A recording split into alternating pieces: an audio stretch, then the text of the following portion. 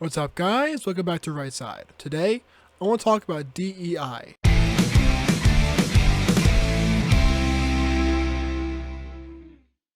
I have a dream that my 4 little children will one day live in a nation where they will not be judged by the color of their skin, but by the content of their character. These words by Martin Luther King Jr. are words to live by and aspire to. His dream of equality and prosperity, a land where individuals of differing appearances can coexist and live peacefully and blissfully, is a dream we all should share. A world in which each of us is granted equal opportunity to make something out of ourselves and pave our own path to success in life. Vision, sadly, that he wasn't able to see manifest for himself. What is happening today in modern universities and sweeping the corporate suite is the opposite of King's vision: diversity, equity, and inclusion. Predicated on correcting past injustices and initiatives to correct racial and gender inequities of the past, DEI has destroyed all the racial progress the country has made since the Jim Crow era. Thanks to pseudo-history projects like the 1619 Project, race and gender hustlers have reignited racial and sex issues. The poster child for DEI arguably is none other than Ibram X. Kendi. Kendi openly advocates for the ideology that the only remedy to past discrimination is current discrimination, and the remedy for current discrimination is future discrimination. One of the first forms of DEI was none other than affirmative action, the policy designed to provide seemingly equal opportunity to black applicants. What it ended up doing was showing a racial preference towards certain college applicants solely based on their race. This resulted in a great number of black applicants getting into Ivy League schools at the cost of Asian students. Despite having higher SAT scores, Asians had to score hundreds of points higher in the SAT to be considered equally as black applicants who didn't.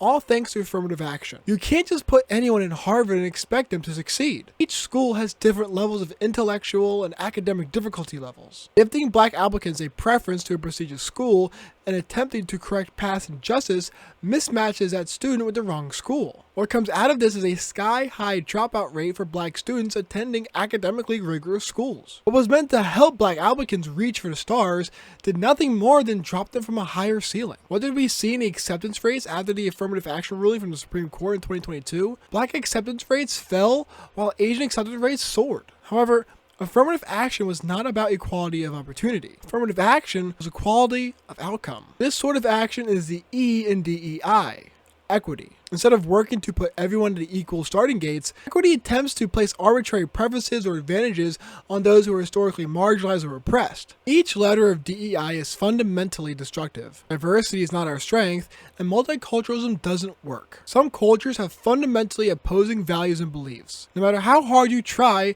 some cultures will continue to be oil and water. No amount of diversity is going to bring peace between the Crips and the Bloods. It's natural for us to group up in our own little miniature cultures. In fact, this is exactly what happened in the country's early beginnings. Irish people stayed together, Italian people stayed together, Scottish people stayed together, Polish people stayed together, creating pockets of culture. This happened because each culture had elements that conflicted with their neighboring cultures, preventing them from mixing. And trying to drive these groups together in the name of diversity only creates further conflicts. Note that the left's diversity only comes in one direction: immutable characteristics. Of course, to the left, an all-black anything is very diverse despite it only being one race. If 10 women are in a room, that room is not sexually diverse. What the left truly hates is ideological diversity. As I said in my previous video, the left's Achilles heel is a conservative black woman. Of course, the left is downright vicious to black conservatives. If you ever want to be reminded of which side was truly the old racist South,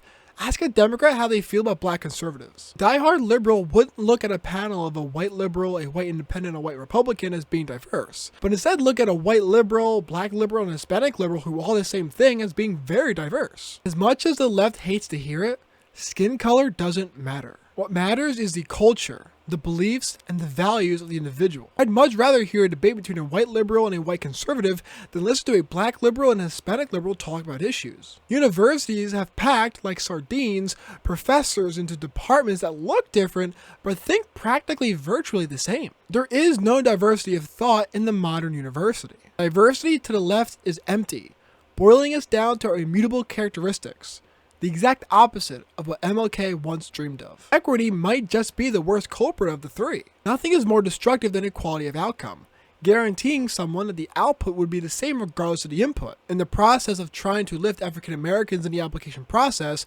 Equity simultaneously pushed down the heads of Asian applicants. Equity redistributes results. The problem for them is that the results aren't guaranteed. The effort that leads to the results is individualized. Equity kills incentives and kills any motivation to get ahead. The problem with the famous equity graphic shown across classrooms of schools across America is that the boxes that the people are standing on are correcting for height, an immutable characteristic you cannot change. You are as tall as you are. Whether it's the economy or the application process, meritocracy doesn't care about immutable characteristics. It cares about merit. Merit drives results. Merit matches people with where they ought to be. Trying to tip the scales in a minority's favor because you feel bad only serves to hurt them. I want whites to be successful, blacks to be successful, Hispanics to be successful, and all kinds of people. But we all get there through different avenues. Not all of us live under the same roof, raised by the same parents under the same rules, raised with the same values, beliefs, principles, routines, and culture. Black people aren't engineered to think a certain way. We are all human beings. We all have our struggles, and we are more than just our skin color or what is between our legs. Equity is socialism. Equity is communism.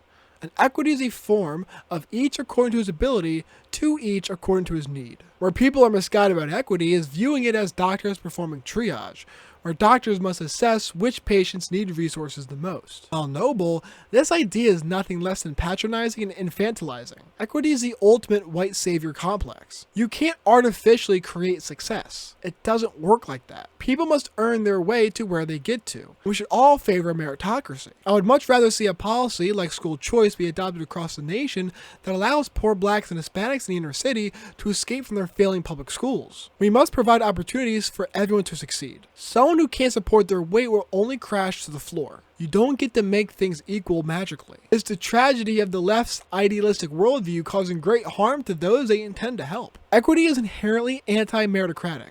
Anything inherently anti-meritocratic should be shot into the sun. I want to live in a world where people get their job because they're good at their job, not because the company wants a certain skin color in their office. Last but not least is inclusion, which is closely tied to diversity. Inclusion comes in many shapes and forms, no pun intended. More seriously, the desire to be inclusive destroys important categories that exist to maintain safety and order. Being inclusive to trans women destroys women's sports. Being inclusive to trans women in prison leads to rape and will destroy the very societal idea of what a woman is in the first place. Inclusion will lead to the powerful weapon that the left has been using over the past decade right under our noses: shifting definitions. The left has already done this with the definition of racism. Some of you may already know the old school definition of racism was a belief that one was superior over another solely based on their race. Because I am white, I am superior to you because you are black. There is, however, a new definition of racism fostering in academia, a definition that is dangerously destructive. Under academia's new definition of racism,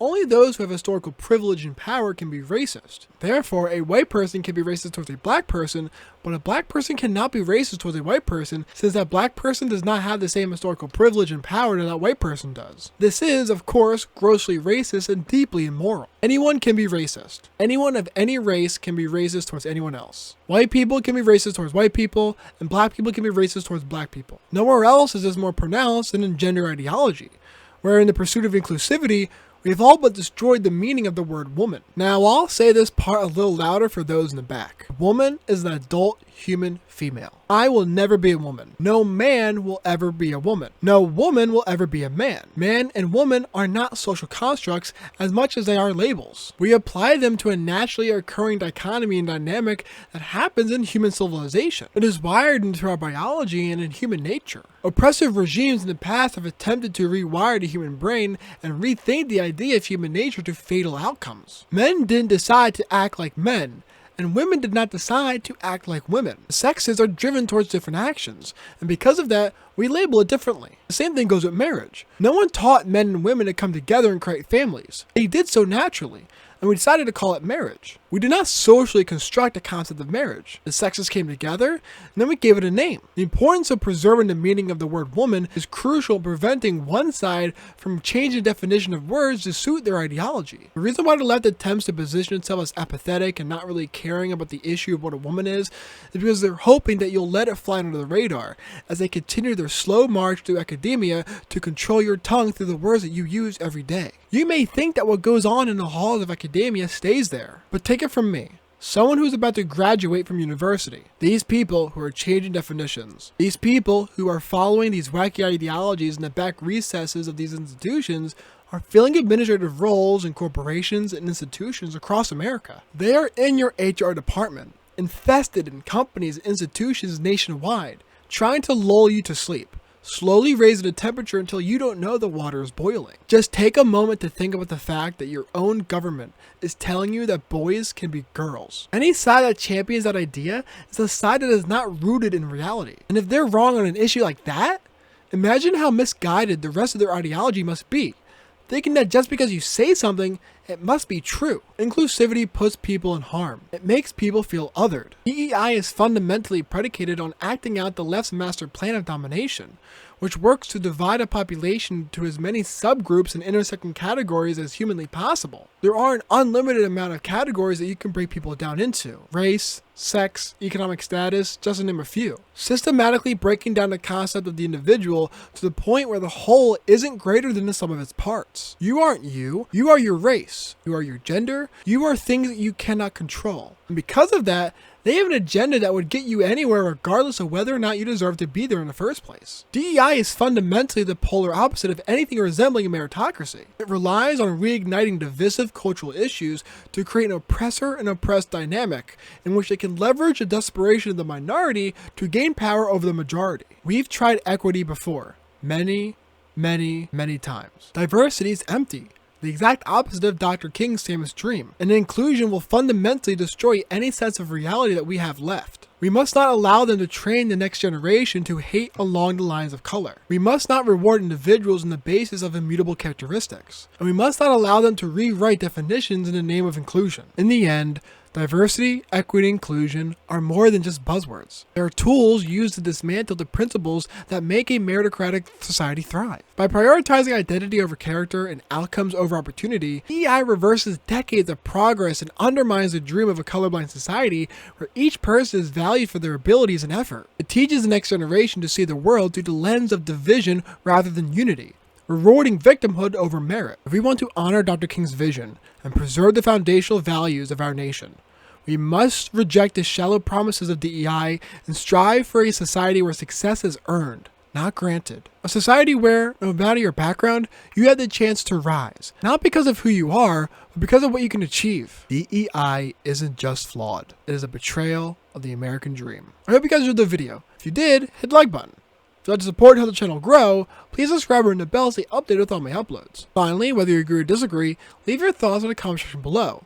I look forward to engaging with you guys in respectful and thoughtful discussions. With that said, I'll see you guys next video. See ya.